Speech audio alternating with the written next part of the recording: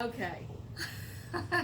Hi everybody, I'm Mary Adams. I'm the director at Body and Mind Massage Institute. And if you've ever been called to become a massage therapist, maybe it's time for you to answer that calling. We have a wonderful program that I'd love to share information with you about. And we're having an open house tomorrow night, July 25th, from 6:30 to 8 p.m., where you can learn a lot about our program. We'll have employers there potentially and graduates to answer questions for you as well as all the information about our more progressive program.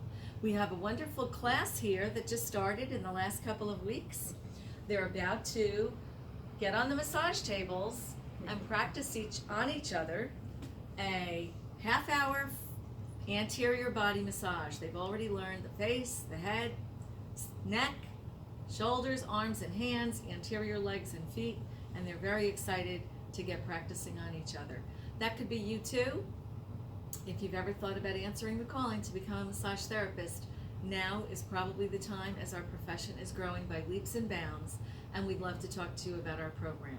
We hope to see you tomorrow night, Thursday, July 25th, from 6:30 to 8 p.m.